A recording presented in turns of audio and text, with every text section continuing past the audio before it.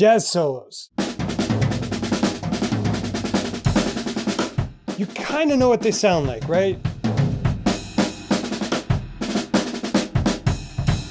You have a sound in your head from classic jazz drummers like Philly Joe Jones, Art Blakey, Art Taylor, Tony Williams, Elvin Jones, Kenny Clark, Max Roach, can't forget Max, etc., etc. But if you're new to jazz drumming, it can be a little bit intimidating. And a lot of us are likely to fall back on some of our rock or funk cliches, when what we could be doing is demystifying this entire wonderful world of jazz rudiments. Today I present to you the only 6 jazz rudiments you really need to know when you're getting started. And shout outs to 2 of my favorite jazz teachers on the internet, Quincy Davis and Steve Lyman. My teacher, John Riley, from whom I'm sure I'm ripping some of these off. But everybody ripped them off from Max and Philly Joe and Kenny and Art Taylor and Blakey. Anyway, show you the licks, show you how I like to put them together, and hopefully ignite in you a passion, a fire to learn some of this older jazz vocabulary so you go back and check out the old greats. Realize it's not hard, it's fun. You can start putting shapes together. It feels really good under your hands. You're gonna love it. Stick with us. Stay tuned.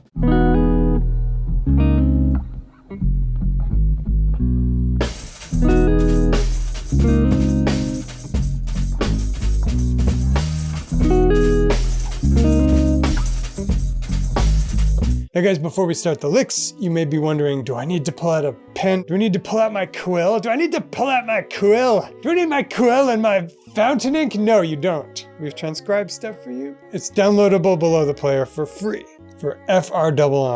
Just click below the player, get your transcription. Okay, on to the first lick. So the first of these licks is something that you'll find in Max Roach, you'll find in Philly Joe, you'll find in a lot of places. And the basic kernel of this is just, we're going to elaborate on this later in the lesson. We're going to add more rudiments to this structure that'll make it longer. But for now, let's look at the most iconic thing that drummers tend to do with this, which is something like 2, 3, 4.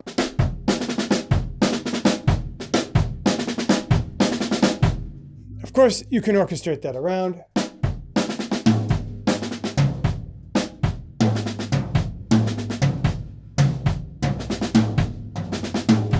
If you're feeling bold, you can play it on all one drum.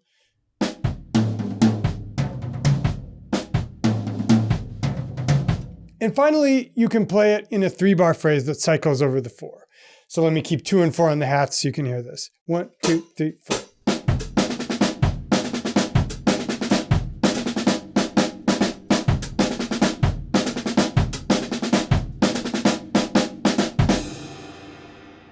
You can start that anywhere on the beat, orchestrate it around. 1, 2, 3, 4.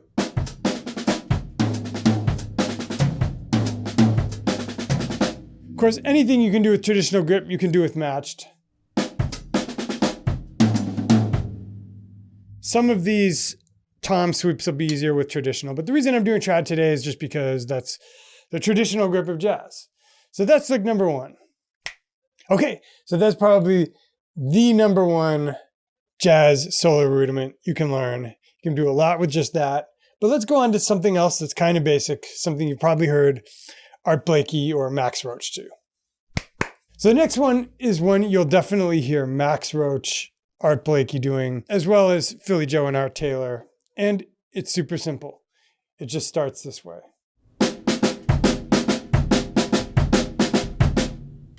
You can orchestrate that around. The most common way you'll probably hear it is just this.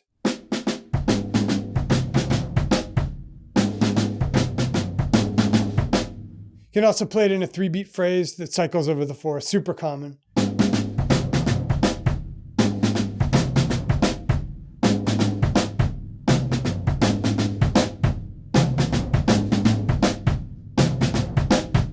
You want to make a cool 4-beat phrase with this.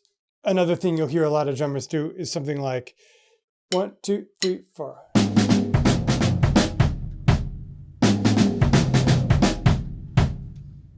Speed that up a little, it sounds really cool.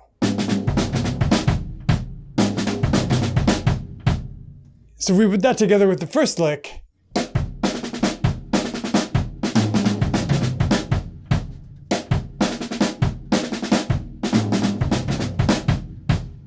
starting to get a lot of that idiomatic Philly Joe, Max Roach, Art Taylor, Art Blakey type of jazz drumming. So that's lick number 2.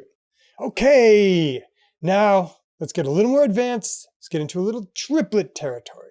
We're going to fall into the wheelhouse of one Mr. Max Roach, one of the drummers who, as you'll know from this lesson, if I remember to link it, invented the boogada, was a big inspiration to drummers like John Bonham. He's one of the first to play with triplets. Let's check it out.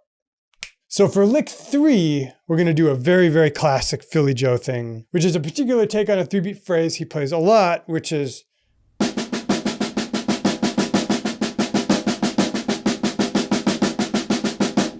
if that sounds weird or obscure, it's a little variation on the double paradiddle, but the easiest way to think of it is actually just right hand on the right cymbal, left hand on the hats. And it's just a jazz waltz. So here we go.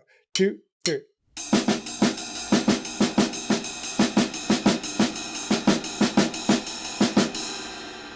I'm pretty sure that's where it came from.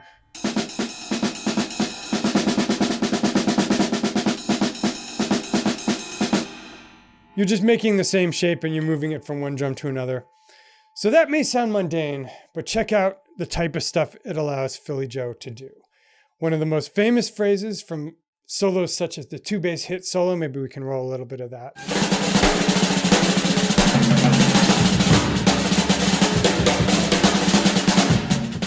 is this phrase. 2, 3, 4, 1. 1, 2, 3, 4, 1. A little bit faster, it sounds super cool. 2, 3, 4.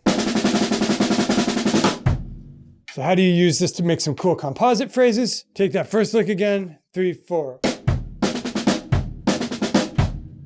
Put it together with the third.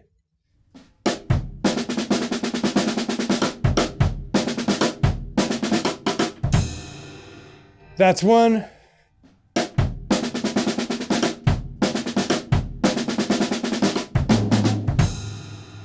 That's another one. You see how we're starting to combine these. So to practice this,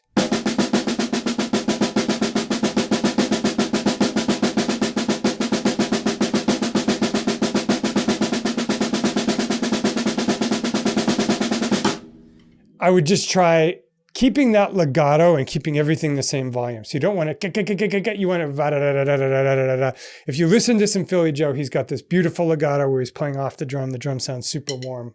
So for licks 4 and 5, we go into Max Roach territory. And Max Roach worked out some wonderful things with triplets over the kit. And one of my favorite is just this.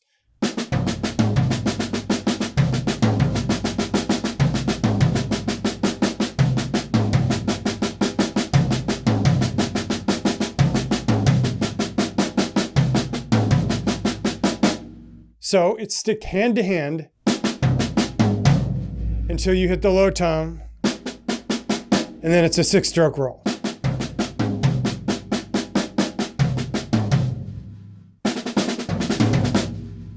There's a really cool Max lick that goes something like 3, 4.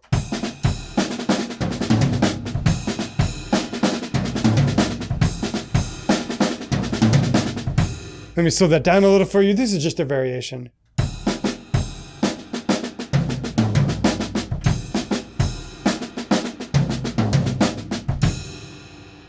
So you can imagine building a solo out of that and let's just take this and then the second lick, which by the way, Max Roach does a lot too, so.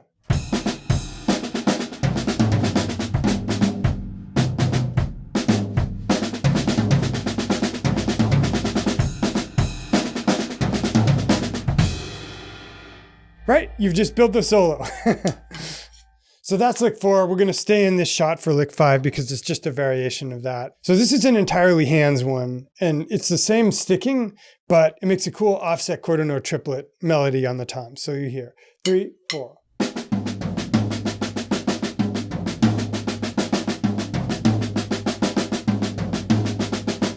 So again, it's sticked hand to hand, 6-stroke roll. Some more cool shapes you can make from the original one.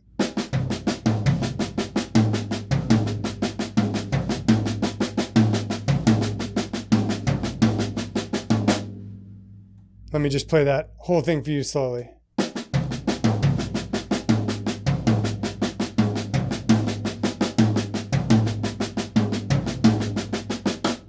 And then you can go into.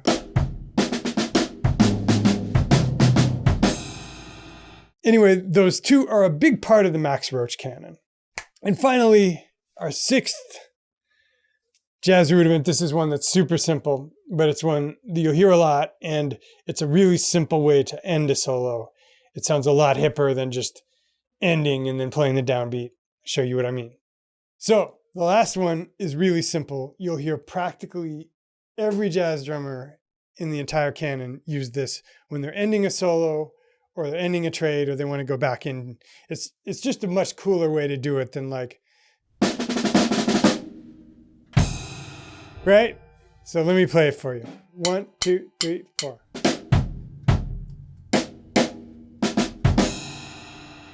And of course you can do some orchestration variations.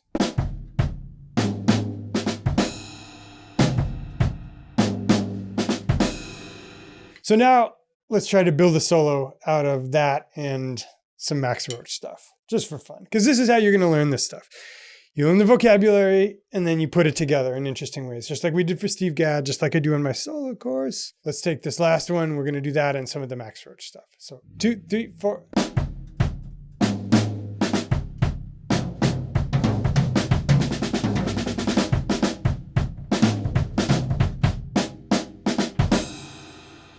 So that's one way you might put those together. Point being, there are countless ways you can combine these things. Dudes, have a lot of fun with it. That's how you get the gig. Okay, dudes, hopefully you enjoyed those. And as I mentioned at the top of the lesson, if you want something you can print out, take home with you, or just leave on your smartphone that you can read off of, I've got a whiteboard over there that I was cheating off of. I'm going to give you your own personal transcription. It's free. Just click the link below the player as my free gift, my free bonus gift to you. I'll also send you my 3-video mini course, which gets into how do you play that jazz swing thing anyway? What are some unorthodox ways for those of us that didn't begin in jazz to get into jazz to feel more comfortable with it?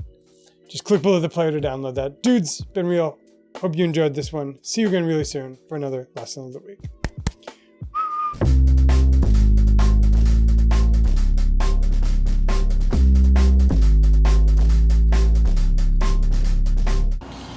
What?